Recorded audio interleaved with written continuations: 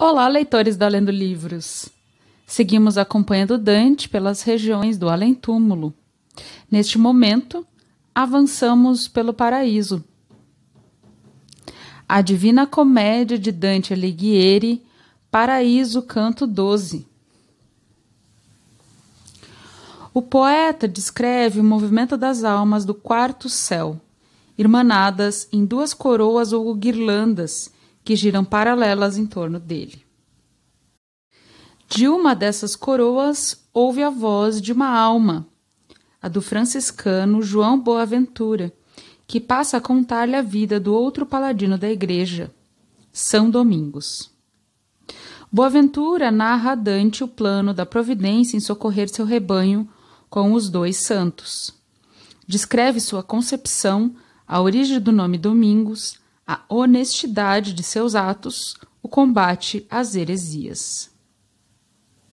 Depois, como Tomás de Aquino, denuncia os desvios da ordem franciscana e termina nomeando as almas que formam a guirlanda de onde fala. Tão logo expirou a palavra pronunciada pela abençoada luz, a Santa Coroa começou a girar. Antes de completar uma volta, outra guirlanda a cercou, harmonizando seu movimento e canto a ela.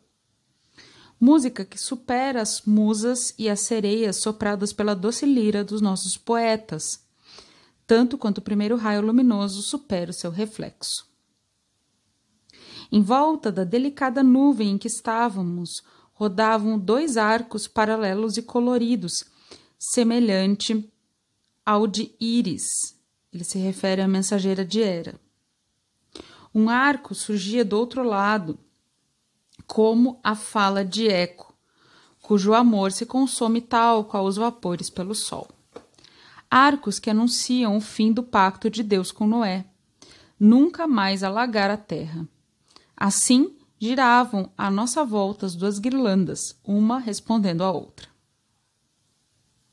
Depois que a dança e a grande festa, tanto dos cantos quanto das luzes jubilosas e delicadas, cessaram, no mesmo instante, sob a mesma vontade, assim como as pálpebras abrem e fecham de acordo com o prazer que as move, do interior de uma delas ergueu-se uma voz que me levou os olhos ao lugar de onde saiu, assim como a agulha da bússola aponta para a estrela polar.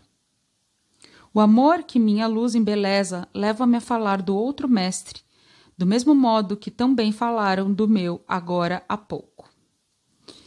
Ele se refere ao franciscano São Boaventura, que passa a falar de São Domingos, fundador da ordem que leva seu nome. Assim como falara sobre um franciscano, o dominicano São Tomás de Aquino. É bom trazê-lo à luz no mesmo lugar onde apareceu o outro, pois ambos militaram pela mesma causa. Assim, a glória dos dois brilha unida.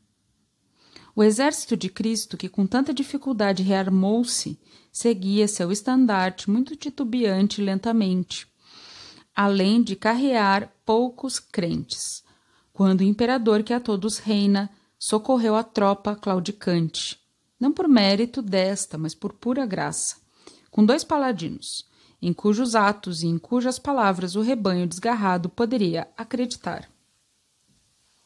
Naquela região, de onde surge o suave zéfiro, que abre as novas frondes de que a Europa se reveste, não muito distante do marulhar das ondas, detrás das quais o sol se esconde aos homens, depois do penoso curso, está a afortunada Caleruega, sob a proteção do grande brasão em que o leão está a um tempo por baixo e por cima. Ele se refere à cidade sob o domínio de Castela, governada à época pelo rei Alfonso VIII, em cujo brasão estava estampada a figura de um leão. Em seus domínios nasceu o amoroso amante da fé cristã, o santo atleta, generoso com o próximo, duro com os adversários. E tão logo sua alma foi gerada, sua mente encheu-se de virtudes, fazendo o profeta ainda no ventre da mãe. Depois que as núpcias entre ele e a fé foram celebradas na sagrada fonte batismal, depois de prometerem defender-se mutuamente, sua madrinha viu em sonho o admirável fruto que sairia dele e de seus seguidores. E para que acontecesse o que se previra, inspirados, seus pais nomearam-no com o possessivo. Ele se refere a que Domingos chamava do Senhor, adjetivo possessivo de dominus, Senhor em latim. Daquele ao qual plenamente pertencia, chamaram-no Domingos, e falo dele como lavrador que Cristo escolheu para ajudá-lo em seu horto, a Igreja. Um enviado de Cristo tão parecido e familiar que o primeiro impulso amoroso que se manifestou nele foi seguir o primeiro conselho dado por Jesus. Ele se refere ao versículo de São Mateus, abre aspas, Jesus lhe respondeu, se queres ser perfeito, vai, vende os teus bens e dá aos pobres, e terás um tesouro nos céus. Depois vem e segue-me. Fecha aspas. Muitas vezes sua ama de leite o encontrou desperto e calado, como se dissesse, estou aqui para isso. Aventurado pai, chamado Félix, aventurada mãe, de nome Joana, cujo significado é evidente. Joana quer dizer cheia de graça. Rapidamente se fez grande doutor, não para ganhar o mundo a que se dedicam os que seguem o Ostiense e Tadeu, mas pelo amor ao verdadeiro alimento, cultivando a vinha que rápido fenece, se quem a conserva descuida-se dela. E do trono que já foi generoso com os pobres, não por causa dele, mas por quem nele senta e o genera. Não pediu para si ter 2 ou 3 partes das 6 destinadas aos pobres, nem a renda do primeiro benefício, nem decimas quae sunt pauperium Dei, em latim, a 10ª parte pertencente aos pobres. Mas requereu, sim, licença para combater os erros do mundo, em nome da semente da qual brotam as 24 plantas. Ele se refere às almas que estão girando em volta de Dante. Então, com a doutrina e a vontade unidas, sustentadas pelo mandato apostólico, moveu-se como uma torrente que jorra do alto de uma nascente e, como esta, prorrompeu sobre os esquálidos ramos heréticos, com mais ímpeto onde as resistências eram maiores. Dele brotaram vários riachos que irrigam o jardim da igreja, cujos arbustos estão mais viçosos. Se ele é uma das rodas da biga com que a Santa Igreja se defende e vence no campo a sua guerra civil, deveria ficar bem clara a excelência da outra roda, sobre a qual, antes de mim, Tomás de Aquino falou de modo tão cortês. Mas a vereda excelente desenhada por essa roda foi abandonada, deixando criar mofo, e onde antes havia crosta. Ele se refere que groma, em italiano, é a crosta de vinho que fica nos tonéis e ajuda na conservação do vinho. No texto, representa a virtude em oposição à corrupção, simbolizada pelo mofo. São Boaventura começa a falar sobre a decadência da ordem franciscana. E a ordem que seguia direito seus passos agora recua e ruma na direção oposta. Logo se verão os frutos dessa má cultura, quando lamentarão ver o joio fora da arca. Claro que quem procurasse folha a folha nesse volume encontraria uma em que se leria, abre aspas, sou aquele que é como se deve ser, fecha aspas.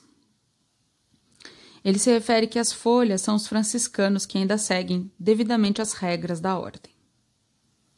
Porém, não se verá isso nem em Ubertino da Casale, nem em Mateu Aquasparta, cujas doutrinas ora escapam, ora restringem a escritura. Sou a alma de Boaventura de Bonareggio, que em meus ofícios sempre adiei os cuidados terrenos.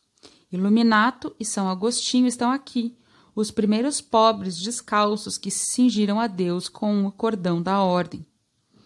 Hugo de São Vítor está com eles, além de Pedro Mandiadore e Pedro Hispano, cuja fama lá embaixo reluz em 12 livros. O profeta Natã, o metropolitano Crisóstomo, Anselmo e aquele Donato que se ocupou da primeira arte. Ele se refere das 7 artes liberais, a gramática era a primeira. Rabano está entre eles também, e o abade calabrês Joaquim, cuja luz nos chega de lado um profeta de fato. Celebrei este paladino movido pela ardente cortesia de Frei Tomás, feita em decoroso latim e por esta doce companhia. Ele está se referindo às almas recém-nomeadas. Fim do Canto Doce.